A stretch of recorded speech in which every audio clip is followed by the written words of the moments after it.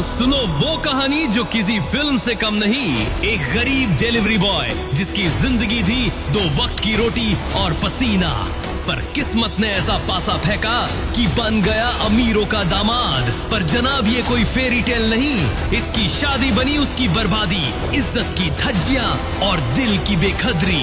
फिर एक दिन ऐसा तूफान उठा कि सब हक्के बक्के रह गए। क्या हुआ आगे जानने के लिए बने रहो हमारे साथ। रुक जाओ, वो रेस्टोरेंट हम गरीबों के लिए नहीं है अभी, वहाँ सिर्फ अमीर लोग जाते हैं। एक बार मेरे कपड़े तो देखो, रोड पर कटोरा पकड़कर भीख मांगने वाली भिखारन लग रही हूँ। और जरा उस रेस्टोरेंट में खाना खाने वाले अमीरों को देखो, उनमें और हमें जमीन आसमान का फर्क है। नहीं अनन्या, तुम बहुत सुंदर लग रही हो।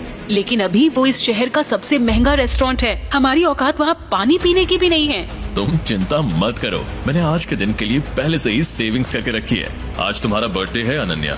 तुमने दिन रात ऑर्डर्स डिलीवर करके ये पैसे जोड़े हैं अभी, मैं तुम्हें एक दिन में ये सारे पैसे नहीं उड़ाने दूंगी। अनन्या प्लीज, ये सब तुम मुझ पर छोड़ दो। इतना कहकर अभिनव उस महंगे रेस्टोरेंट के अंदर चला गया। अनन्या अभिनव को रोकने के लिए उसके पीछे पीछे भागी और जल्दी जल्दी में एक अमीर आदमी से टकरा गई और उस अमीर आदमी के महंगे सूट पर वाइन गिर गई। I am sorry sir. अंधी हो क्या? इस गवार को अंदर किसने आने दिया? इस सूट की कीमत भी पता है तुझे? 20 लाख का सूट है ये। आई एम सॉरी, मुझसे गलती हो गई, मैं इस वक्त यहाँ से चली जाती हूँ। तुम्हें क्या लगता है मैं तुम्हें इतनी आसानी से यहाँ से जाने दूंगा? जब तक तुम मुझे 20 लाख रुपए नहीं दे देती, मैं तुम्हें कहीं नहीं जाने दूंगा। इसी वक्त मेरे सूट की कीमत चुकाओ, वरना क्या? अचानक ही अभिनव अनन्या के पास वापस आया। उस अमीर आदमी ने अभिनव को गौर से देखते हुए कहा, वाह, एक और सड़क छाप गवार। इस रेस्टोरेंट का स्टैंडर्ड वाकई बहुत गिर चुका है। इसी वक्त मेरी पत्नी से माफी मांगो। मैं माफी मांगू? तुम जानते भी हो मैं कौन हूँ। अनन्या उस अमीर आदमी और अभिनव के बीच हो रहे झगड़े को देखकर बहुत घबरा गई। अभी इससे माफी मांग लेते हैं और चलते हैं यहाँ से। इस अमीर आदमी को मैंने टीवी पर देखा है, ये सिंघानिया इंडस्ट्रीज का। मेरी पत्नी से माफी मांगो, वरना आज के दिन के लिए तुम जिंदगी भर पछताओगे। अभिनव की बात सुनकर वो अमीर आदमी गुस्से से तिलमिला उठा। पूरा रेस्टोरेंट उसे देख रहा था। मैं इस शहर का सबसे बड़ा हीरा व्यापारी हूँ। अमीर से अमीर लोग, मंत्री संतरी सब मेरे पॉकेट में रहते हैं। मैं चाहूँ तो चुटकी बजाते ही तुम्हारा नामो निशान गायब कर सकता हूँ। और अगर चुटकी बजाते ही मैंने तुम्हारे पूरे बिजनेस का नामो निशान ही गायब कर दिया तो? जब तक वो आदमी अभिनव की बात समझ पाता, अभिनव ने अपना फोन निकाला और किसी को एक मैसेज भेजा। अगले ही पल उस अमीर आदमी को एक कॉल आया और उसके पैरों तले जमीन खिसक गई। बेटा हम बर्बाद हो गए, हमारी कंपनी के शेयर्स गिर गए और हमें करोड़ों का नुकसान हो गया। What? ये कैसे हो सकता है पापा? कोई हमें बर्बाद करने की कोशिश कर रहा है। क्या तुमने किसी बड़े आदमी को नाराज किया है? अगर किया है तो इसी वक्त माफी मांग लो, नहीं तो कल तक हम सड़क पर आ जाएंगे। वो अमीर आदमी अभिनव की तरफ मुड़ा और बोला, तुमने कैसे किया ये सब? तुम आखिर हो कौन? अभिनव, मेरी बात सुन बेटा, तुम यहाँ से भाग जाओ वरना ये लोग तुझे भी मार डालेंगे। नहीं पापा, मैं आपको छोड़ के नहीं जाऊँ। जिद मत कर अभिनव। बेटा देख, मैं तो अपनी जिंदगी जी चुका हूँ, अब जो भी करना है तुम्हें करना है, सब कुछ तुम्हें संभालना है। और मेरी बात सुन, एक बार यहाँ से जाए उसके बाद दोबारा मुड़ के मत देखना, ठीक है? संजय ने कहा और अपनी उंगली में से एक सोने की अंगूठी निकालकर अभिनव को थमा दी। उस पर टी लिखा हुआ था। और एक बात हमेशा याद रखना, अपनी आखिरी सांस तक लड़ना है, समझ गया ना टाइगर? संजय ने अभिनव के माथे को चूमा। Run tiger, run tiger run! और अपनी बंदूक लेकर उन लोगों का सामना करने के लिए गली से बाहर निकल गए। संजय जैसे ही अपनी गाड़ी के पास पहुँचे तो राणा ने संजय पर बंदूक तान ली। टाइगर! इस कमीने का चेहरा मत भूलना।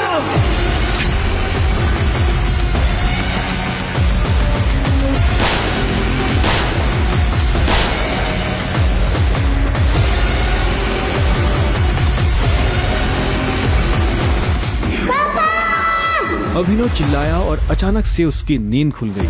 पसीने में तरबतर अभिनव अपने बिस्तर पर उठकर बैठ गया। और गहरी सांसें लेने लगा। 18 साल, पिछले 18 सालों से ये सपना इसी तरह से अभिनव को परेशान कर रहा था। अभिनव ने पहले अपनी उंगली में पहनी उस अंगूठी को देखा और फिर बाथरूम की तरफ बढ़ने लगा। अभिनव गुड़गांव में रहता था और डिलीवरी बॉय का काम करता था। हालांकि इस काम में उसका मन नहीं लगता था, लेकिन अनाथ आश्रम से निकलने के बाद उसके पास ये करने के अलावा और कोई चारा नहीं था। 18 साल की उम्र में उसने अपना खर्च खुद उठाना शुरू कर दिया था। उसकी जिंदगी में बस एक ही खुशी थी, उसकी गर्लफ्रेंड वैभवी। जब भी वो वैभवी को देखता तो अपने सारे दुख भूल जाता था और आज तो वैभवी का जन्मदिन था, इसलिए अभिनव जल्द से जल्द उससे मिलना चाहता था। अंकल ये केक कितने का है? 600 का है।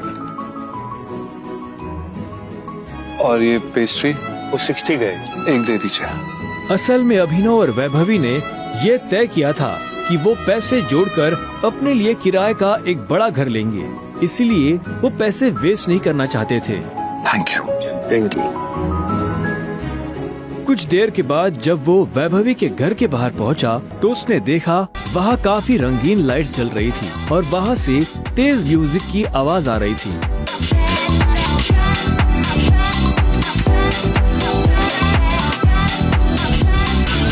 वैभवी, ये सब क्या है? ये कौन है वैभवी? देख नहीं रही है, डिलीवरी बॉय है। पर हम तो केक मंगवा चुके थे ना, फिर तूने पेस्ट्री क्यों मंगवाई? ओह, याद आया, ये तो वही डिलीवरी बॉय है ना जिसको तू डेट कर रही थी।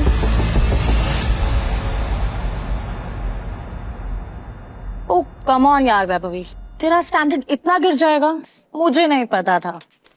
Babe, happy birthday babe. Abhinav Deven को अच्छी तरह से जानता था। वो एक बड़े बाप का लड़का था और हर वक्त वैभवी के आसपास मंडराता रहता था। देवेन को यहाँ देखते ही अभिनव का दिमाग खराब हो गया। उसके हाथ में एक बड़ा सा गिफ्ट था। उसके आगे अभिनव के हाथ में लटकी पेस्ट्री की थैली कुछ भी नहीं लग रही थी। मेरी वैभवी को छूने की तेरी हिम्मत कैसे? दोस्तों, तुम लोगों को मेरे ऊपर डाउट था ना, मेरे स्टैंडर्ड्स पर डाउट था। अब बताती हूँ मेरे स्टैंडर्ड्स क्या है। मैं तुमसे ब्रेकअप कर रही हूँ। और नहीं तो क्या, बेचारी कब तक तुझ जैसे गरीब के साथ ऐसी आधी पेस्ट्री खाती रहेगी। सारा तेरी हिम्मत कैसे? तो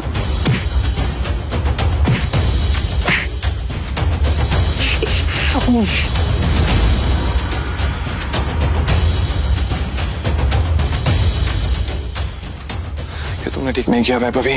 और अभिनव वहाँ से निकल गया। वो उन दोनों की शक्ल अब और नहीं देखना चाहता था। उसकी आंखों में आंसू थे और उसका दिल बुरी तरह टूट चुका था। हर घूंट के साथ उसकी आंखों के सामने वो दृश्य आ रहा था जिसमें देवेन वैभवी के गालों को चूम रहा था। ये तुमने अच्छा नहीं किया वैभवी, तुमने बिल्कुल अच्छा नहीं किया। बहुत गलत किया तुमने मेरे साथ, बहुत गलत किया। अभिनव धोखे के नशे में डूबकर बेहोश हो चुका था, लेकिन उसके लिए ये रात यहाँ खत्म नहीं होने वाली थी। उधर जब अभिनव सड़क पर बेहोश हो गया था, तब इधर सनी सिंह अपनी गाड़ी में बैठा बेचैन हो रहा था। सनी सिंह की बहन अनन्या उसके गले का कांटा बन गई थी। सनी अपने दादा हरदेव पाल सिंह के नजर में आने के लिए और अनन्या को रास्ते से हटाने के लिए कुछ भी कर सकता था, और आज वो अपनी गाड़ी में अपने आदमियों के साथ निकल पड़ा था अपनी बहन को सबक सिखाने के लिए।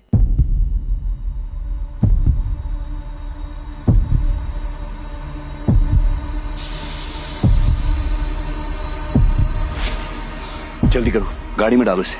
सुबह होने से पहले अगर हमने इसको अनन्या के कमरे में नहीं डाला तो ऐसा मौका दोबारा नहीं मिलेगा। Quick quick.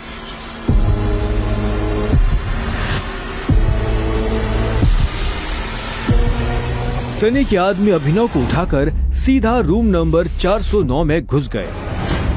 सही कपड़े उतारो और बेड पे लिटाओ उसको। कपड़ा उतारो उसका। उन्होंने अभिनव को बहुत आहिस्ते से उस बिस्तर पर लेटा दिया। वहाँ पहले से सनी की बहन अनन्या सोई हुई थी।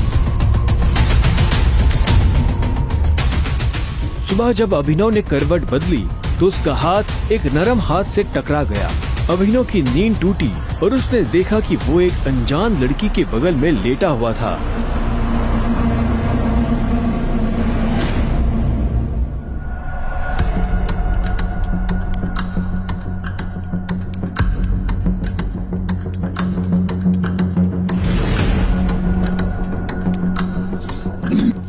कौन हो तुम?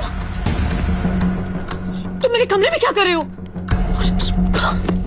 तुमने मेरे साथ क्या किया? अभी वो भी इस हाल में? छी छी छी छी छी छी छी, शेम ऑन यू बहना। मुझे तो तुम्हारे कैरेक्टर पर हमेशा से डाउट था। इतनी बार मैंने दादाजी को समझाया, बोला, पर हर बार बोले मेरी अनन्या ऐसा नहीं कर सकती। लो, कर दिया तुम्हारी अनन्या ने ऐसा। अब पता है दादाजी को उनकी पोती की ये जो रंग रलियां चल रही है, इनका से लाइव टेलीकास्ट दिखाने के लिए मैंने उन्हें यहाँ बुला लिया। भाई मुझे नहीं पता, भरोसा करिए। क्या हुआ, कैसे हुआ? मैं जानती तक नहीं इस लड़के को, नहीं जानती भाई। मैं भी, और हम दोनों के बीच में कुछ भी नहीं हुआ। नहीं। इससे पहले कि अभिनव सफाई देता, अनन्या और सनी के दादा हरदेव पाल सिंह कमरे में पहुंच चुके थे। उनके पहनावे से समझ आ रहा था कि वो बहुत अमीर आदमी थे। अनन्या को इस हाल में देख उनकी आंखें गुस्से में लाल हो गई थी। मुझे तुमसे ये उम्मीद नहीं थी। दादाजी, आप जैसा सोच रहे वैसा बिल्कुल नहीं है। अनन्या, तुम्हें अच्छे से नियम पता थे, फिर भी तुमने सारे नियम तोड़ दिए। नहीं दादाजी, नहीं। और तू? जब अभिनव की नजर हरदेव से मिली तो उसे लगा कि वो अपनी आंखों के सामने मौत देख रहा है। तूने मेरी पोती के साथ रात गुजारी है ना? आज से हमारे परिवार के कानून के हिसाब से तू सिंह परिवार का दामाद है। क्या? हम दोनों के बीच में लेकिन कुछ हुआ ही नहीं है। दादाजी, कुछ नहीं हुआ है। कुछ नहीं किया ना तुम दोनों ने? तो क्या ये सब?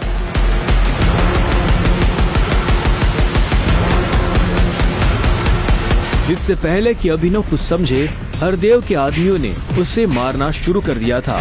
अभिनव हरदेव की उम्र का लिहाज कर रहा था, इसलिए उसने अपने आप को रोक लिया था।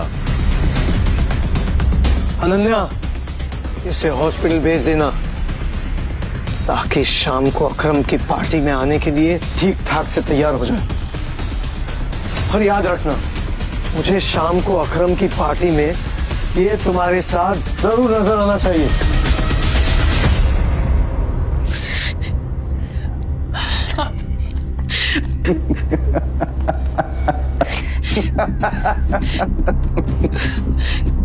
क्यों मेरी जिंदगी बर्बाद कर दी तुमने? क्यों? अभिनव के पास इस सवाल का कोई जवाब नहीं था। वहां जाकर अभिनव शाम को होने वाली पार्टी के लिए तैयार होने लगा। उसे हरदेव और उसके आदमियों का डर नहीं था। वो जानता था कि अनन्या पहले से काफी मुश्किल में थी और वो अपनी वजह से उसकी मुश्किलें और नहीं बढ़ाना चाहता था। अभिनव के पास ले देकर सिर्फ एक ब्लेजर था, वो भी उसके पापा का। वो जगह जगह से फटा और उधड़ा हुआ था, लेकिन जब अभिनव ने उसे पहना तो उसकी खूबसूरती ने ब्लेजर की सारी कमियां ढक दी। अभिनव का अंदाजा सही था, अनन्या का घर काफी बड़ा था। वो एक अमीर परिवार की लड़की थी। जितना अभिनव महीने का कमाता था, उतने की अनन्या ने सैंडल्स पहनी हुई थी।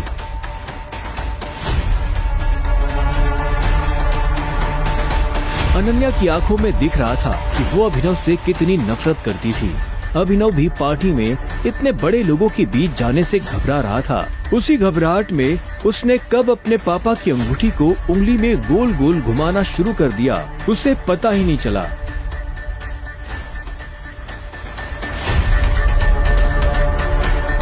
इस अंगूठी को उतार दो प्लीज, बहुत गंदी लगी। सॉरी, पर ये अंगूठी मेरा सब कुछ है।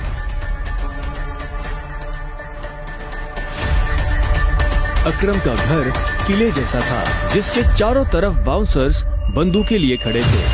जैसे ही अनन्या और अभिनव अंदर आए तो इतने में उसकी नजर देवेन से टकरा गई। मैं तू यहाँ क्या कर रहा है साले? Kiss my husband. अन्ना पागल हो गई हो तुम? इस सड़क छाप में ऐसा क्या देख लिया किससे शादी कर ली? जुबान संभाल के बात कर। नहीं तो क्या कर लेगा तू? बोल ना, क्या कर लेगा?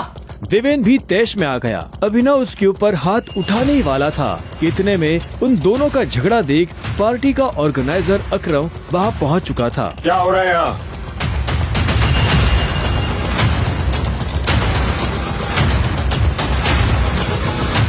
अकरम सर, देखिए इस आदमी को, ये क्रिमिनल है, जबरदस्ती आपकी पार्टी में घुसाया। इधर आओ।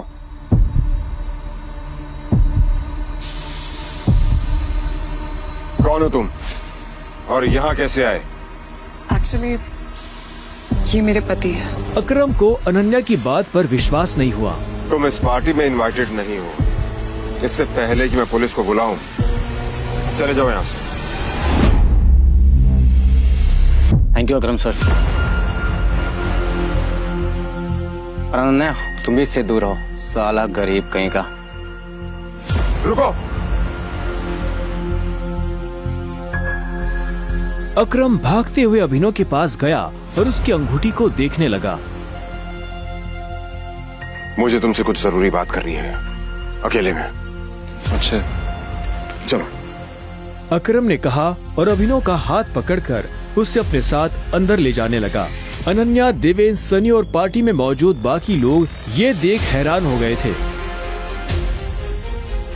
कुछ देर बाद जब वो अकरम के कमरे में पहुंच गए तो अकरम ने दरवाजा बंद किया और अभिनव के पास आकर बोला, मैं तुम्हारी ये अंगूठी देखना चाहता हूँ। क्यों?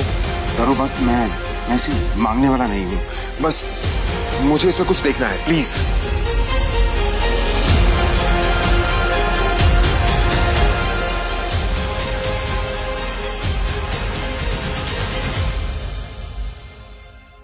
टाइगर?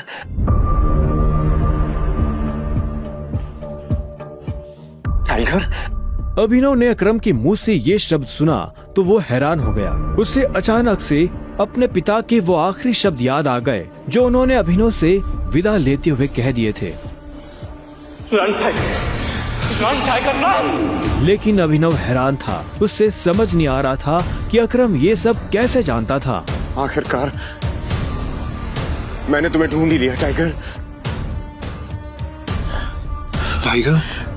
हाँ, पिछले 18 सालों से मैं तुम्हें ढूंढने की कोशिश कर रहा हूं। तुम हमारे टाइगर हो, हमारी हजारों करोड़ों की एम्पायर की वारिस, जिसे हम 3 दोस्तों ने मिलकर शुरू किया था। मैं, तुम्हारे पापा संजय गढ़वाल और राणा अग्निहोत्री। वो देखो। इतना कहते ही अकरम ने दीवार पर टंगी एक तस्वीर की तरफ इशारा कर दिया जिसमें संजय, अकरम और राणा तीनों मौजूद थे। राणा को देख अभिनव को झटका लगा। उसकी आंखों के सामने वो सपना फिर से हरा हो गया जो वो हर सुबह देखकर उठता था। उस रात अभिनव के पिता को जिस आदमी ने गोली मारी थी वो राणा था। दोस्त होने के बावजूद राणा ने अभिनव के पिता के साथ गद्दारी की थी। अभिनव की आंखें चिंगारी सी लाल हो गई। क्या हुआ? तुम इतना गुस्से में क्यों? नहीं, मैं ठीक हूँ। आप मुझसे कुछ कहना चाहते थे? हाँ, तो मैं तुम्हें हमारी कंपनी द माफिया किंग के बारे में कुछ बताने वाला था, जिसे हम 3 दोस्तों ने मिलकर खड़ा किया था। द माफिया किंग, जिसके नाम से पॉलिटिशियन, सेलिब्रिटीज, इस देश का सबसे बड़ा आदमी भी कांपता था। लेकिन तुम्हारे पापा के जाने के बाद सब कुछ बिखर गया और इस दौरान हमारे कई दुश्मन खड़े हो गए, जिसमें सबसे बड़ा दुश्मन है इकबाल शेखावत। वो तुम्हें कई सालों से ढूंढने की कोशिश कर रहा है ताकि तुम्हें मारकर वो हमारा नामो निशान खत्म कर देना चाहता है। फिलहाल द माफिया किंग का सारा काम राणा का बेटा मोंटी संभाल रहा है। अब तुम आ गए हो तो इस कंपनी की भाग दौड़ तुम संभालोगे। अपने पापा के काम को अब तुम्हें आगे बढ़ाना होगा, टाइगर। अभिनव की जिंदगी रातों रात पलट चुकी थी। उसके साथ जो हुआ उस पर उसे अभी तक यकीन नहीं हो रहा था। उसके हाथ में अपने पिता की तस्वीर थी। लेकिन उस तस्वीर में वो गुस्से से भरी निगाहों से राणा को देख रहा था। अगर उसका बस चलता तो वो अभी के अभी राणा का सर काटकर अपने पिता की मौत का बदला ले लेता। मैं तुमसे पूछना ही भूल गया, इतने सालों तक तुम थे कहाँ थे तुम? पापा के जाने के बाद मैं एक अनाथ आश्रम में पला बढ़ा। कई सालों के बाद वहां से निकला, काम करने लगा ताकि पढ़ाई के लिए पैसे जोड़ सकूं। लेकिन इस दौरान आप लोगों ने मुझे ढूंढा क्यों नहीं? टाइगर, ऐसा नहीं है कि मैंने तुम्हें ढूंढने की कोशिश नहीं की। जैसे कि मैंने तुम्हें बताया कि तुम्हारे पापा के जाने के बाद माफिया वर्ल्ड में अफरा तफरी मच गई थी। हम उसे भी संभाल रहे थे और तुम्हें भी ढूंढने की कोशिश कर रहे थे, लेकिन वक्त के साथ साथ तुम्हारा चेहरा भी बदल रहा था, इसलिए तुम्हें ढूंढने में बहुत मुश्किल हो रही थी। फिलहाल अब तुम मिल गए हो। अब तुम्हें देखकर मोंटी और बाकी सब लोग बहुत खुश होंगे। मोंटी का नाम सुनते ही अभिनव को गुस्सा आ गया था। मोंटी एक गद्दार का बेटा था। अभिनव ना तो उस गद्दार के बेटे से मिलना चाहता था और ना ही बात करना चाहता था। लेकिन पापा ने तो मुझे कभी इस माफिया ग्रुप के बारे में कुछ बताया ही नहीं है। वो चाहते तो मुझे बता भी सकते थे। तब तुम बहुत छोटे थे, शायद इसीलिए संजय ने तुम्हें इन सब चीजों से दूर रखा। लेकिन मेरा यकीन मानो, मैंने तुम्हें ढूंढने की बहुत कोशिश की। अब तुम मिल गए हो तो मुरझाया हुआ द माफिया किंग फिर से जिंदा हो जाएगा। चीयर्स। अभिनव के मन में कई सारे सवाल उठ रहे थे। उसे समझ नहीं आ रहा था कि राणा का राज अकरम और बाकी लोगों को पता क्यों नहीं चला और क्यों एक गद्दार का बेटा अभिनव की गद्दी पर बैठा हुआ था। इससे पहले कि अभिनव अपने आप को कोई जवाब दे पाता, अकरम उसके पास आया और उसने अभिनव को 50 करोड़ रुपए का एक चेक थमा दिया। ये लो, इसे रख लो। जब तक तुम टाइगर की पोजीशन नहीं पा लेते तब तक तुम्हें इसकी जरूरत पड़ेगी। अभिनव ने अकरम के हाथ से चेक लिया और उसे देखने लगा। उसकी जिंदगी पलट तो गई थी, लेकिन अभी भी ऐसे कई सवाल थे जिनके जवाब उसे नहीं मिले थे। एक बात और, तुम्हारी असली पहचान के बारे में फिलहाल किसी को कुछ पता नहीं लगना चाहिए। इसलिए अभी तक जैसे जीते आए थे वैसे ही जीते रहना, समझे? अभिनव ने हाँ में सिर हिलाया और दोनों कमरे से बाहर आ गए। इधर अनन्या चिंता भरी निगाहों से उस कमरे के दरवाजे को देख रही थी जिसमें अभिनव और अकरम थे। वो ये जानने के लिए बेताब थी कि उन दोनों के बीच अंदर क्या बात हो रही थी और अभिनव को आने में इतनी देर क्यों लग रही थी। लगता है आज अभिनव अपनी दवा चखेगा। वैसे कितने दुख की बात है ना, शादी के बाद बेचारा ऐश करने से पहले ही मर जाएगा। ये सुन अनन्या को झटका लगा। वो जानती थी कि अकरम के लिए किसी को मारना कोई बड़ी बात नहीं थी। अकरम सर जैसे गटर के चूहों को बर्दाश्त नहीं करते हैं, साफ कर देते हैं। देखना ये भी नहीं बचेगा। इसे कहते हैं शादी करके मर गया, वो बात सच हो जाएगी। ये अनन्या को ये सुनकर बुरा लगा। कोई इंसान किसी दूसरे इंसान की मौत पर खुश कैसे हो सकता था? प्लीज एटलीस्ट उसके बारे में इस तरह से बात तो मत करो। तो कैसी बातें करें? जिसके जैसे लक्षण होते हैं ना, उसके बारे में वैसी ही बातें होंगी। देवेन सही कह रही है वो, बिल्कुल ठीक कह रही हो। हमें उसके बारे में ऐसे बात नहीं करनी चाहिए। वैसे भी मेरे दादाजी ने कहा था कि मरे हुए लोगों के बारे में ना गलत बात नहीं करनी चाहिए।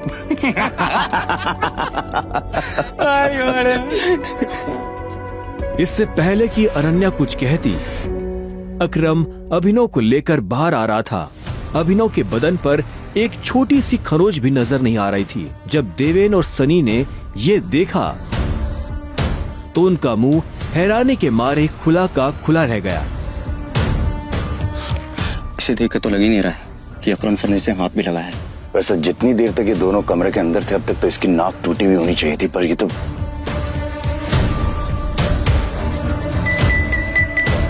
लेडीज एंड जेंटलमैन, मैं आप सबको किसी से मिलवाना चाहता हूं। ये अभिनव, मेरे सबसे पुराने ड्राइवर का बेटा, मेरी ये बहुत अजीज है। ये अकरम ने जैसे ही अभिनव का सबसे परिचय करवाया तो देवेन और सनी खुश हो गए, लेकिन अनन्या को ये सुनकर झटका लगा। Enjoy the party please. इतने में अकरम ने कहा और अभिनव को अकेला छोड़ बाकी लोगों से मिलने के लिए निकल गया। देवेन और सनी को अभी तक समझ नहीं आ रहा था कि अकरम अभिनव को इतना भाव क्यों दे रहा था। अभिनव को इस बात से कोई लेना देना नहीं था कि सनी और देवेन उसके बारे में क्या सोच रहे थे। उसकी आंखों के सामने बस रह रहकर अपने पिता की शक्ल आ रही थी। उसे वो रात याद आ रही थी जिस रात को राणा ने संजय को गोली मारी थी। अभिनव को ये भी याद आया कि उसे खुद भी गोली लगी थी, लेकिन उसकी किस्मत अच्छी होने की वजह से वो बच गया था।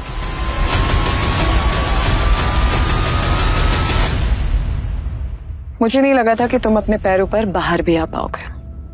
अच्छा, तुम्हें मेरी इतनी चिंता हो रही थी? ओ प्लीज, मुझे चिंता नहीं हो रही थी, बस तुम्हें तो अपनी चिंता होनी चाहिए ना। अगर जिंदा रहना चाहते हो तो थोड़ा बचकर रहो। अकरम सर ने तेरे से अंदर क्या बात की, बता। उन्होंने मुझसे कहा कि अगर देवेन जैसा कहता तुझसे सवाल पूछे तो उसे जवाब मत देना। रामखोर। देवेन ने उसे गाली दी, लेकिन अभिनव पर उसका कोई असर नहीं हुआ। उसके दिमाग में इस वक्त पहले से ही कई जरूरी चीजें घूम रही थी। इसके बाद पूरी पार्टी के दौरान अनन्या ने अभिनव से कोई बात नहीं की। मेरा घर यहाँ से पास में है, वहीं ले लो। तुमने सोच भी कैसे लिया कि मैं तुम्हारे साथ तुम्हारे घर आ रही हूँ? तुम्हारी हालत ऐसी है तो पता नहीं तुम्हारी घर की हालत कैसी होगी। तुम मेरी पत्नी हो, मेरे साथ नहीं रहोगी तो किसके साथ रहोगी? सुनो, अपनी ये 2 कौड़ी का लॉजिक ना अपनी जेब में रखो।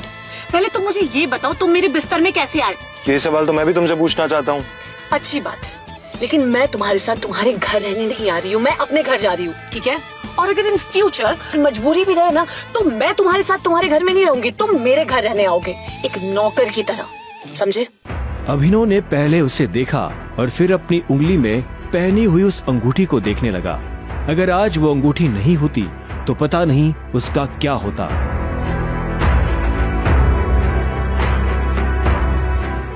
अगली सुबह जब अभिनव का अलार्म बजा तब वो फिर से वही सपना देख रहा था। अलार्म की आवाज सुन वो झटके से उठा और अपने बिस्तर पर बैठ गया। उसने उठते ही मन ही मन सबसे पहले अकरम को धन्यवाद दिया, जिसने उसके पिता की कंपनी को इतने सालों बाद भी जिंदा रखा, लेकिन साथ ही उसे अपने पिता को खोने का मलाल भी था। इसी ख्याल के साथ अभिनव बिस्तर से उठा और अपने काम पर जाने के लिए तैयार होने लगा। अकरम के हिसाब से उसकी डिलीवरी बॉय की जॉब उसे अपनी पहचान छुपाने में काफी मदद कर सकती थी। अभिनव ने अपनी जेब में अकरम का दिया हुआ चेक डाला और घर से निकल गया। 1 घंटे बाद जब वो अपनी बाइक से ऑफिस आया और कॉरिडोर में चलने लगा तो उसे पीछे से आवाज आई, ए डिलीवरी बॉय। यह आवाज उसके साथ काम करने वाले हरीश की थी। उसे ऑफिस में अपना काम करने की नहीं, अभिनव को चिढ़ाने की तनख्वाह मिलती थी। क्या हुआ, कुछ काम है? मुझे देर हो रही है। हाँ, अबे तुझे किसी मीटिंग में जाना है, बॉस तुझे बुला रहा है। और भाई कल तू कहाँ चला गया था बिना बताए? अपने बाप की बारात में गया था क्या? ये सुन अभिनव की नसें गुस्से में फटने को आई थी। वो चाहता तो अभी हरीश के सारे दांत एक मुक्के में अलग कर सकता था, लेकिन उसने अपने आप को शांत किया और उसकी बात का जवाब दिए बिना अपने बॉस के कैबिन की तरफ बढ़ने लगा। Good morning sir. ऐसा क्या है गुड इस मॉर्निंग में? अभिनव के पास इस सवाल का कोई जवाब नहीं था। ऐसे में उसके बॉस ने आगे कहा, कल तुम बिना बताए चले कैसे गए? अभिनव के पास इस बात का भी कोई जवाब नहीं था। वो चाहता तो अपने बॉस को कोई बहाना बनाकर टाल सकता था, लेकिन अभिनव झूठ नहीं बोलना चाहता था। कल इतनी सारी डिलीवरी थी, तुम्हारी वजह से हमारा कितना नुकसान हुआ तुम्हें पता है? पर सर मुझे महीने में कैजुअल लीव तो मिलती है, तो शट अप! काम तो तुमसे होता नहीं है, बस बहस करने चले आते हो। ये कंपनी तुम्हारे बाप की है। ये सुनते ही अभिनव का पारा गर्म हो गया था। उसने गुस्से में अपनी मुट्ठी भींच ली और घूरते हुए अपने बॉस को देखने लगा। घूर क्या रहा है? अपना सामान बांध और निकल यहाँ से। You are fired! अभिनव को ये सुनकर झटका नहीं लगा। असल में वो जानता था कि उसके साथ ऐसा कुछ बहुत जल्दी हो सकता था। उसका बॉस और देवेन एक दूसरे को बहुत अच्छी तरह से जानते थे। कल पार्टी में अभिनव ने देवेन को जिस तरह से जवाब दिया, उन्होंने मुझसे कहा कि अगर देवेन जैसा कहता तुझसे सवाल पूछे तो उसे जवाब मत देना। उससे उसे समझ आ गया था कि आज नहीं तो कल ये होकर रहेगा। ठीक है, कोई बात नहीं, मैं चला जाता हूँ। जो मैंने पूरा महीना काम किया है उसकी सैलरी दे दीजिए। सैलरी? तेरी वजह से हमारा जो नुकसान हुआ उसकी भरपाई अगर मैं तेरी सैलरी से भी करूँ ना तो भी तुम्हें अपनी जेब से 10,000 रुपए देने पड़ेंगे। शुक्र मना कि वो मैं तुझसे नहीं मांग रहा, इसलिए चुपचाप निकल यहाँ से। क्या बोल रहे हो सर आप? क्या मेरे एक दिन आने में आपका 25,000 का नुकसान हो गया? मैं तब तक यहाँ से नहीं जाऊंगा जब तक मुझे मेरी सैलरी नहीं मिल जाएगी। सैलरी दीजिए। सैलरी? रुक, अभी देता हूँ तुझे तेरी सैलरी। उसके बॉस ने कहा और टेबल पर रखी घंटी बजा दी। अगले ही पल कमरे का दरवाजा खुला और 4 बाउंसर अंदर घुस आए। उठाकर बाहर पटको साले को।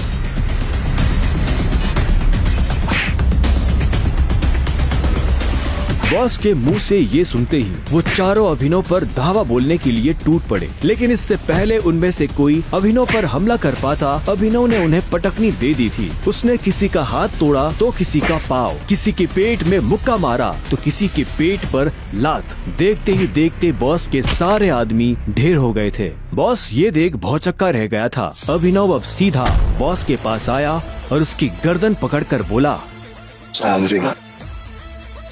बॉस ने घबराहट में अपने ड्रॉर से कैश निकाला और कांपते हाथों से अभिनव को थमा दिया। अभिनव ने कैश देखा और बॉस की गर्दन छोड़ वहाँ से बाहर निकलने लगा। इससे पहले कि वो बाहर आता उसने बॉस की आंखों में देखा और बोला, और एक बात याद रखना, अगर आज के बाद किसी के बाप पे गया ना तो गर्दन तेरी होगी, पंजा मेरा। ये सुन बॉस के होश उड़ गए थे। उसे पता था कि अभिनव एक गुस्सेल आदमी है, लेकिन उसने कभी उसका गुस्सा देखा नहीं था। इधर अभिनव भी जब ऑफिस से बाहर आया तो उसे एक अनजान नंबर से फोन आया। अभिनव ने फोन उठाया। हेलो, कौन? टाइगर, अकरम। हाँ कहिए। मुझे तुम्हें किसी से मिलवाना है, वो भी हमारे माफिया वर्ल्ड का एक बहुत बड़ा नाम है, और साथ ही साथ तुम्हारे पापा और मेरा जिगरी यार भी, बलराज। मैं चाहता हूँ कि बलराज को पता चल जाए कि हमारा टाइगर वापस लौट आया है, इसलिए शाम को साथ में डिनर करेंगे। क्या आपको सच में लगता है मुझे बलराज जी से मिलना चाहिए? वो अभी तक बलराज के नाम से कांप रहा था। अकरम भी उसकी घबराहट समझ गया था। बलराज जी, सिर्फ बलराज कहो, तुम टाइगर हो यार, और जंगल में सारे जानवर टाइगर के नाम के आगे जी लगाते हैं, लेकिन टाइगर कभी किसी जानवर के नाम के आगे जी नहीं लगाता। चलो शाम को मिलते हैं, बाय। अकरम के मुंह से ये बात सुनते ही अभिनव का कॉन्फिडेंस बढ़ गया था। वो अब उस टाइगर जैसा महसूस कर रहा था जो जू से निकलकर जंगल में आ गया हो। अभिनव अपने पुराने ऑफिस से निकलने के बाद अपने घर आ गया था। वो इतने आराम से अपने बिस्तर पर आखिरी बार कब लेटा था उसे याद ही नहीं था। वो बड़ी एक्साइटमेंट के साथ कमरे के दरवाजे की तरफ देख रहा था।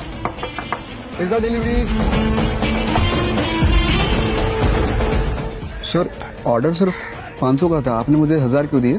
तुम डिलीवरी वाले बहुत मेहनत करते हो दोस्त, ये 500 रुपए तुम्हारी टिप। Thank you sir.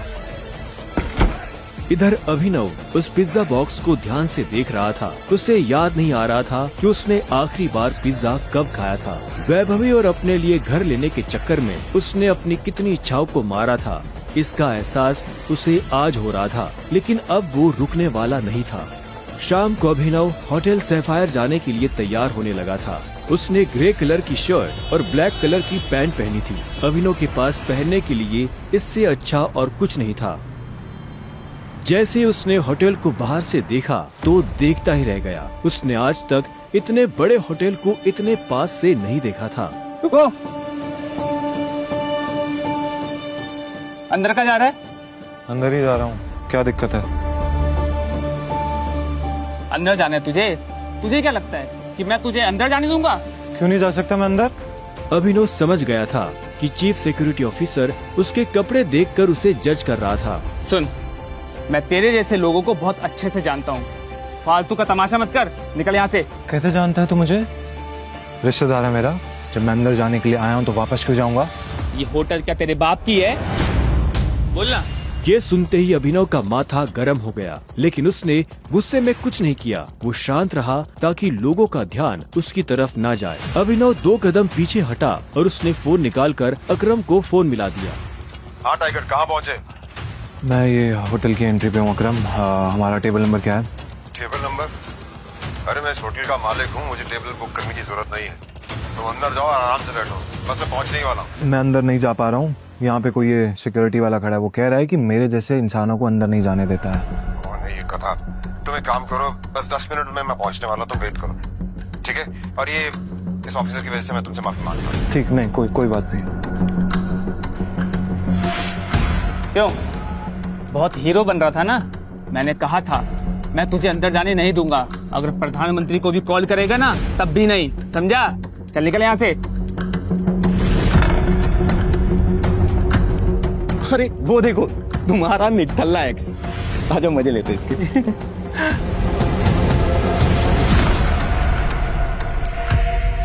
इससे मैंने अपना बॉयफ्रेंड कभी माना ही नहीं। वैसे भी मैं अपनी से छोटे लोगों से बात नहीं करती, मुंह नहीं लगती उन्हें बॉयफ्रेंड क्या बनाऊं। तुम छोटे आदमी के मुंह नहीं लगती होगी, लेकिन ये छोटा आदमी तुम्हें एक सलाह देना चाहता है। इंसान की पहचान उसकी जुबान से होती है, जुबान संभाल के बात करो, वरना किसी दिन यही जुबान तुम्हारी जान ले लेगी। वाह, क्या बात कही है। ताली बजाओ। Very nice. तो फिर तुमसे तुम्हारे पैर क्यों नहीं संभाले गए? यहाँ कैसे चले आए? पिए हुए हो क्या? अकरम ने बुलाया मुझे यहाँ पे। अच्छा, अरे हाँ याद आया, अकरम सर ने उस दिन कहा था तू उनके किसी ड्राइवर का बेटा है, तो यहाँ अपने बाप की जगह ड्राइवर की नौकरी मांगने आया क्या? सही है, लेकिन वो रखेंगे नहीं, तेरे जैसे गरीब को वो ड्राइवर भी नहीं रखेंगे। आए हो मतलब तुम्हें बुलाया नहीं गया? वो उठा के चले आए। भिखारी कहेंगे। आया नहीं हूँ, बुलाया मुझे, अकरम ने बुलाया। मुझे पता ही था ये कोई पागल है। तभी वहाँ एक काले रंग की चमचमाती हुई महंगी सी गाड़ी आकर खड़ी हो गई। सभी पलटकर गाड़ी को देख रहे थे। अकरम गाड़ी से बाहर निकला और उसके साथ एक और आदमी था। वो देखने में लंबा चौड़ा और मजबूत था। वो और कोई नहीं बल्कि बलराज था। वो एक बहुत ही फेमस कपड़ों की कंपनी का मालिक था और साथ ही द माफिया किंग का एक मजबूत पिलर। उसे देख अभिनव की आंखें खुली की खुली रह गई। उसने बलराज के बारे में सुना था। क्या आपको सच में लगता है मुझे बलराज जी से मिलना चाहिए? उसे तस्वीरों में देखा था, लेकिन तस्वीरों में देखने और सामने से देखने में जमीन आसमान का अंतर नजर आ रहा था। उसके मन में ये सवाल उठ रहा था कि आखिर बलराज उससे क्यों मिलना चाहता था। क्या चल रहा है यहाँ? सॉरी सर, लेकिन इस आदमी ने मुझे और कस्टमरों को काफी परेशान किया हुआ है। मैं स्टोर को अंदर जाने से रोक रहा हूँ तो ये यहाँ पे तमाशा कर रहा है। क्या तुम्हारी हिम्मत कैसे हुई इसे चोर कहने की? तुम होते कौन हो इसे अंदर जाने से रोकने वाले? ये होटल तुम्हारे बाप ने खोल रखा है क्या? ये मेरा मेहमान है और तू आज के बाद इस होटल के आसपास भी दिखाई दिया ना तो तेरी टांगे तोड़वा दूंगा। Get lost. Sorry sir.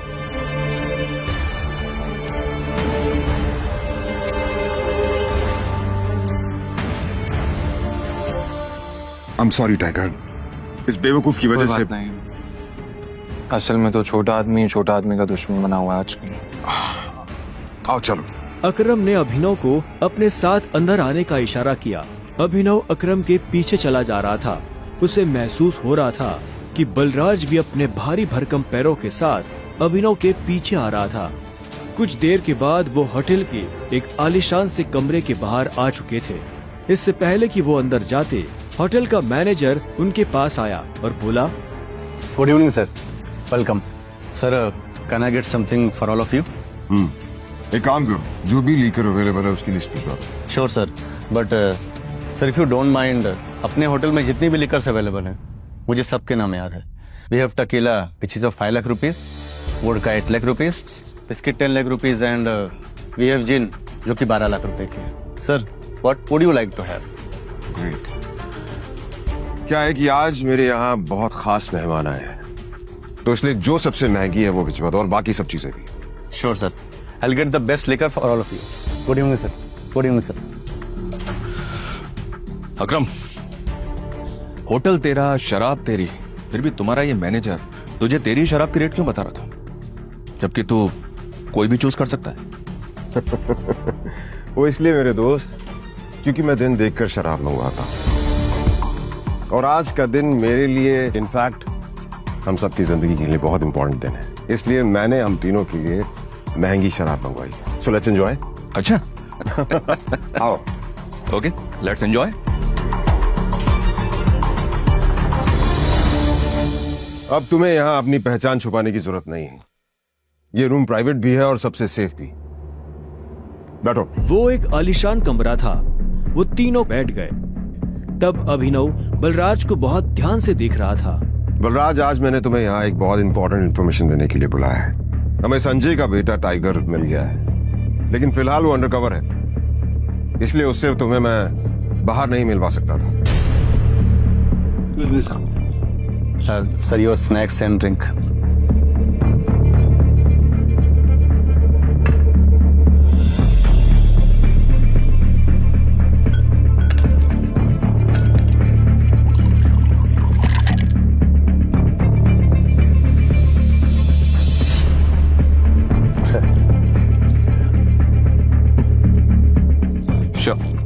Cheers. Cheers.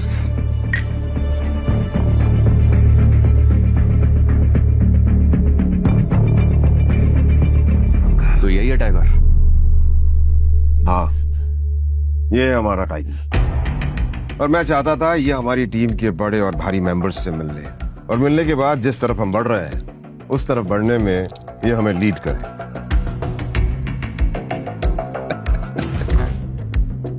माफ करना दोस्त, पर मुझे थोड़ी हंसी आ रही। वो क्या है ना, सब कुछ तो तू ही बोल रहा है। हमारा ये टाइगर गूंगा है क्या? हाँ? बलराज, तुम्हें टाइगर के बारे में इस तरह से बात नहीं करनी चाहिए। माफ करना दोस्त, माफ करना। बोल्डनेस अच्छी लगी मुझे तुम्हारी। अच्छा,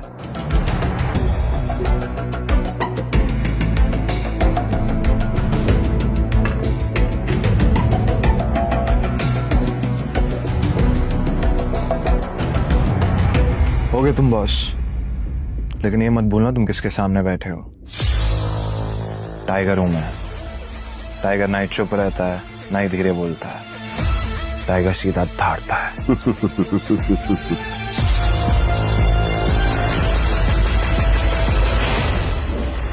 तो तुम टाइगर हो, ठीक है? तो टाइगर ये बताओ, इतने सालों से कहां थे तुम? अब ऐसा तो नहीं हो सकता ना कि इतने सालों के बाद तुम हमारे सर पे आके बैठ जाओ और हम मान लेंगे कि तुम टाइगर। मजाक तो नहीं हो रहा है यहाँ? क्यों अकरम, सही कहा ना? और जिस गति की तुम बात कर रहे हो ना, उसको लिया नहीं जाता, कमाया जाता है। आई बात समझ में? अच्छे से जानता हूं, छीनना मेरे खून में भी नहीं है। मैं इतने सालों से कहां गायब था, क्या कर रहा था, ये सब समझाने का तो हमारे पास टाइम नहीं है शायद। और रही बात कि मैं टाइगर हूं या नहीं हूं, ठीक है,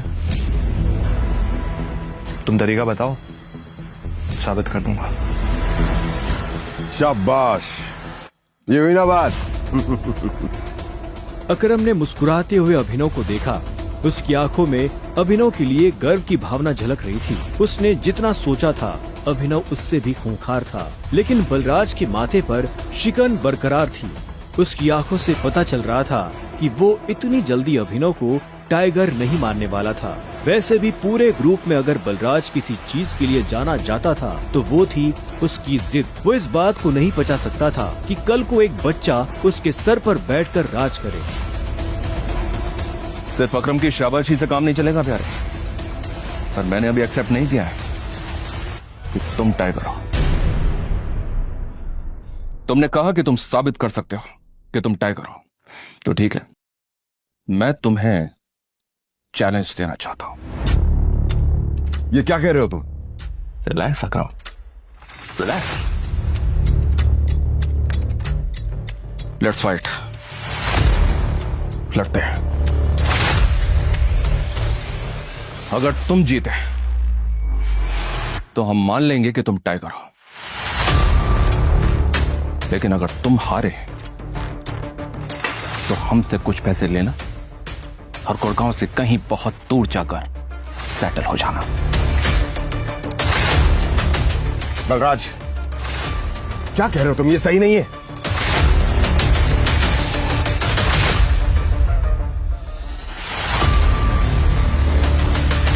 Let's fight.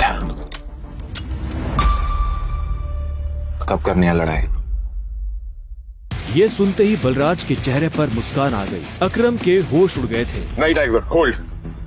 देखो, तुम्हें किसी को भी कुछ भी साबित करने की जरूरत नहीं है। That's it. अकरम, मैं जो भी कर रहा हूँ अपनी मर्जी से कर रहा हूँ। आज जो बलराज मेरे मुंह पे बोल रहा है, मैं नहीं चाहता कल को कोई ऐरा गहरा मेरी पीठ पीछे बोला है। अकरम ने अभिनव की आंखों में संजय जैसे तेवर देखे तो उसने एक गहरी सांस ली और सब ऊपर वाले के भरोसे छोड़ दिया।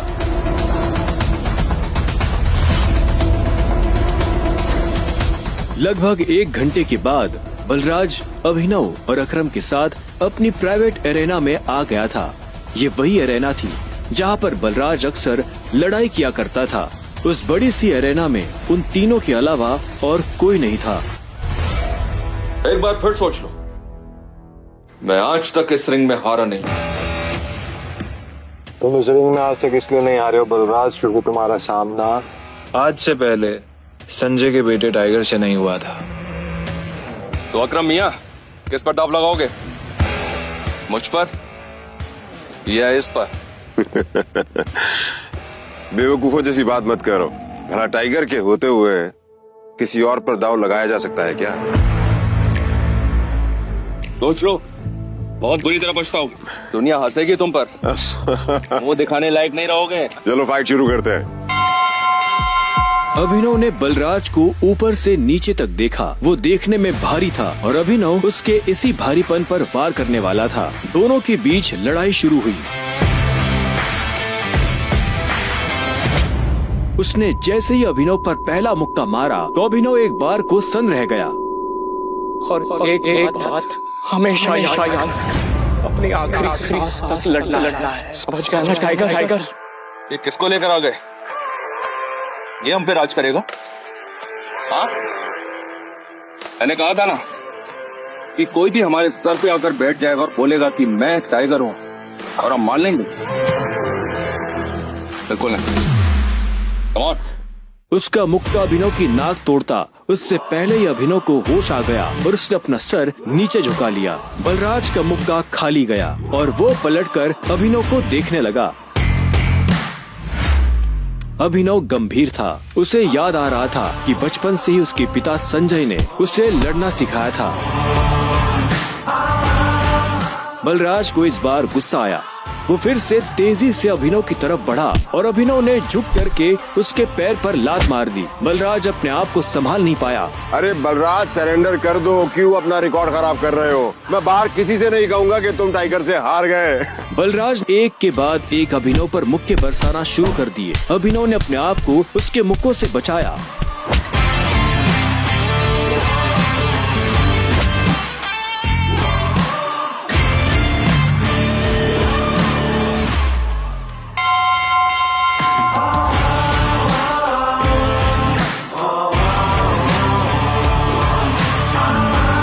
अभिनव ने बलराज को छोड़ा और चुपचाप रिंग के कोने में जाकर खड़ा हो गया। बलराज ने मुश्किल से अपने भारी भरकम शरीर को उठाया और दर्द में कराहते हुए बोला, अकरम, मैं जानता हूँ तुम बहुत खुश हो गया आज। बलराज की कमर में मोच आई थी और उसने हंसते हुए अभिनव से कहा, कहाँ से सीखा ये सब? ये सब मुझे विरासत में मिला है, मेरी उस गद्दी के साथ। जरा पियोगे मेरे साथ? आज की पार्टी मेरी तरफ से। बलराज, ऐसे नहीं कहते, ऐसे कहते हैं कि टाइगर जी, क्या आप मेरे साथ शराब पिएंगे, पार्टी करेंगे? इस तरह। टाइगर जी, क्या आप आज मेरे साथ शराब पीना पसंद करेंगे, पार्टी करेंगे? हाँ, ओके। राइट। क्यों नहीं?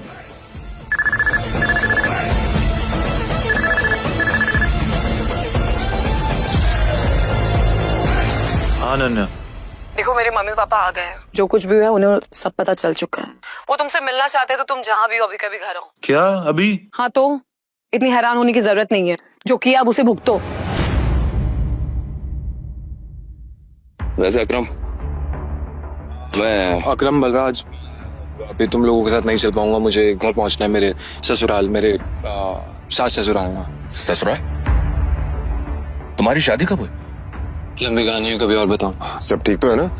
हमें मोंटी को बुलाकर बता देना चाहिए कि नहीं बलराज, अभी फिलहाल इसकी असली पहचान किसी के बारे में पता नहीं चलना चाहिए और किसी को पता नहीं चलना चाहिए कि टाइगर लौट आया है। ठीक है, मोंटी जो कर रहा है उसे करने दो।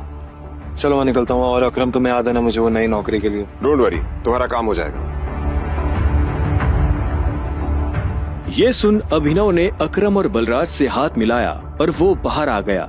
उसने अपने जाने के लिए एक कैब बुक कर ली थी। टाइगर, ये लो, ये वही शराब है जो हमने होटल में पी थी। अपने सास ससुर को जाकर पिला देना, उनकी 7 पुश्तों में किसी ने नहीं पी होगी। इस सब के लिए थैंक यू अकरम। तुम्हें भी वापस आकर हमारी उम्मीदें जिंदा करने की।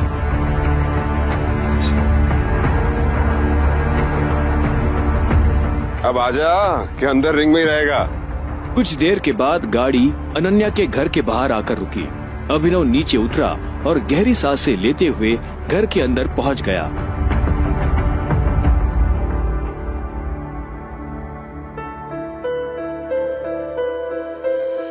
नमस्ते मम्मी जी, नमस्ते पापा जी। ये मैं आप लोगों के लिए लेकर आया था। अरे वाह, क्या बात है, बहुत एक्सपेंसिव है यार।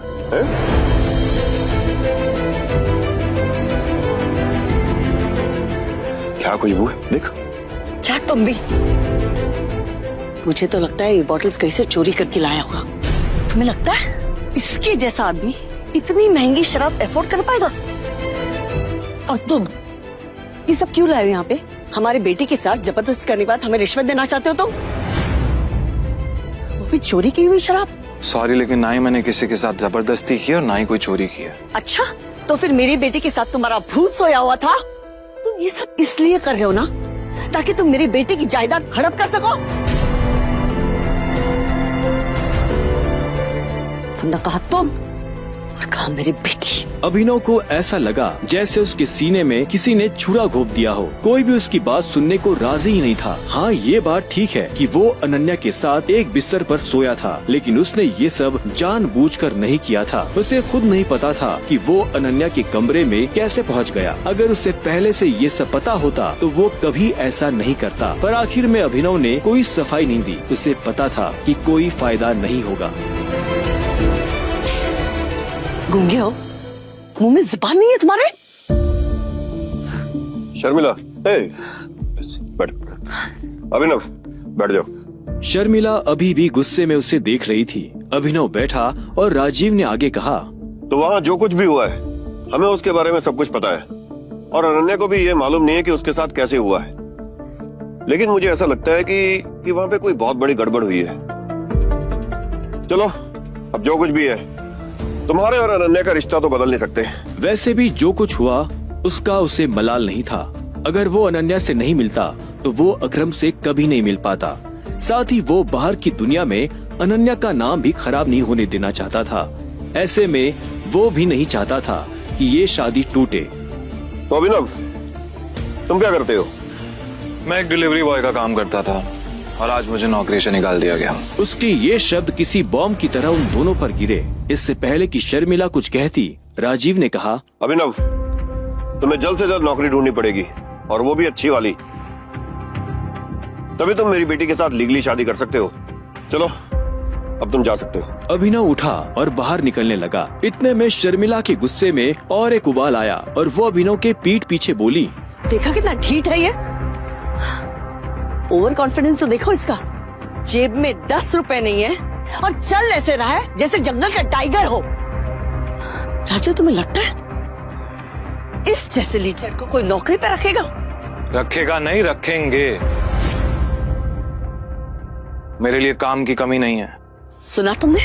राजीव भी अभिनव की बात सुन हैरान हो गया। इतने में अभिनव शर्मिला के पास आया और बोला, अगर मुझे एक अच्छी नौकरी मिल गई तो क्या आप मुझे ये साबित करने का मौका देंगी कि मैं अनन्या से शादी करने के लायक हूँ? बड़ा कॉन्फिडेंस है। अरे भाड़ में जाए ऐसा कॉन्फिडेंस। और तुम, नौकरी का मतलब ये नहीं है ये कल के तुम किसी पार्किंग लॉट में जाके बैठो और लोगों की गाड़ियों की रसीद पढ़ो। मेरा मतलब है नौकरी जैसी नौकरी, असली नौकरी, सही वाली नौकरी। और अगर कल तक तुम्हें ऐसी नौकरी मिल जाती है ना, तो तुमने जो कुछ भी अभी कहा उसके बारे में एक बार सोच सकती हो। शर्मिला से ये सुनते ही अभिनव के चेहरे पर बड़ी सी मुस्कान आ गई। शर्मिला को नहीं पता था कि अभिनव कौन है और उसके पीछे किसका हाथ है। उसने मुस्कुराते हुए हाँ में सिर हिलाया और घर के अंदर जाने लगा। रात बहुत हो चुकी थी और उसे पता था कि इस वक्त वो अपने घर नहीं जा सकता था। उसने सोचा था कि वो अनन्या के कमरे में जाकर सो जाएगा। वैसे भी अब दोनों पति पत्नी थे। ऐसे में अभिनव जैसे तैसे उस बड़े से घर में अनन्या के कमरे के बाहर पहुंच चुका था। क्या है? रात बहुत हो गई, मैं अपने घर नहीं जा सकता, मुझे सोने के लिए जगह चाहिए। तो क्या तुमने मुझे अपने मम्मी पापा से मिलने के लिए बुलाया था ना, तो तुम ही जगह दो सोने की। हेलो, तुम्हें क्या लगता है मैं फिर से तुम्हें अपने कमरे में आने दूंगी? तो मैं और कहाँ जाऊंगा? मुझे नहीं पता, जो करना करो, बट पैरेट वरना मैं तोड़ दूंगी। अभिनव पहले तो नहीं डरा, पर जब दरवाजा उसके पैर को छूने ही वाला था कि उसने अपना पैर पीछे खींच लिया। अनन्या ने दरवाजा बंद किया और दूसरी तरफ से चिल्लाते हुए बोली, नौकरों की जगह ना मालिकों के कमरों में नहीं, घरों के स्टोर रूम्स में होती है। ये सुनते ही अभिनव को बुरा लगा, पर वो कर भी क्या सकता था। उसने बस बंद दरवाजे को देखा और हताशा से अपना सिर हिलाने लगा। अब आगे क्या होने वाला था? कहाँ सोने वाला था अभिनव? और क्या उसे इस घर में कभी इज्जत मिल पाएगी? और क्या होगा जब अनन्या के घर वालों को अभिनव की असली पहचान के बारे में पता चलेगा?